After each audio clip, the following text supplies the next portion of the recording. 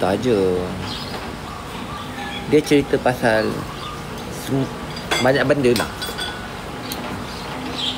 Banyak benda.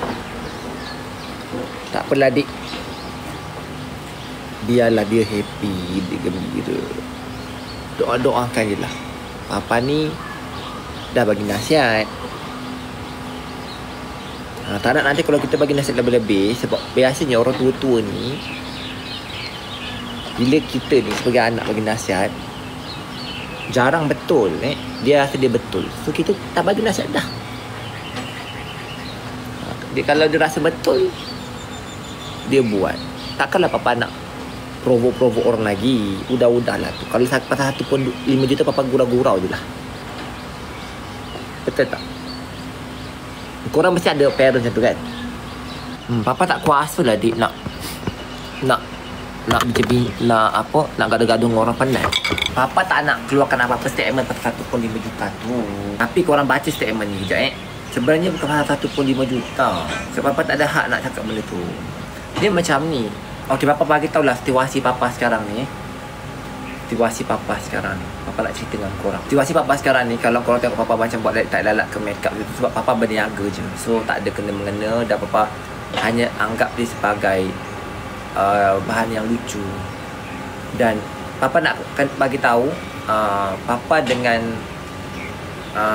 bonda sekarang ni dalam keadaan dingin. Kami tak bergaduh, tapi dalam keadaan yang dingin. Jadi kami dalam keadaan yang dingin je lah. Sebab bagi papa kan, dalam keadaan macam ni kan, orang baru kahwin kan, cakap apa pun dia takkan dengar kita punya pandangan. So kita just let me go. Papa buat pendekatan adalah papa tak nak menambahkan lagi orang kata benda yang tengah panas. Kadang-kadang kalau korang tengok kita orang punya live ni, kita orang pura-pura je, kita orang happy.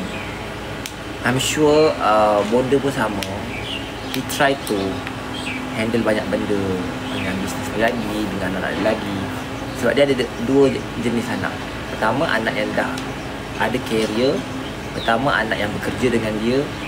Lepas tu anak yang masih bersekolah. So papa tak nak menambahkan lagi berat. Sebab it's not easy tau. Kalau korang tanya dengan papa, adakah pasal cerita 1.5 juta? Bukan pasal bentuk sebenarnya. Kalau korang tahu benda ni, bukan 1.5 juta sahaja. Banyak benda. Tapi bagi papa, cukuplah yang tahu ni ahli keluarga sahaja. So bila benda ni diprovoke sampai bila, sampai bila, salah ke mereka kahwin, salah ke sebenarnya. Benda ni terjadi gara-gara ada isu yang bukan sekadar posting gambar je sebenarnya.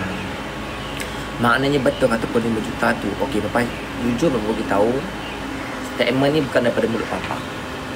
Okey, kalau korang tengok ada M-Star kan, betul komen-komen kat bawah, kenapa 1.5 juta tu, papa tak ambil tahu sangat lah. Cuma papa tak ada nak komen.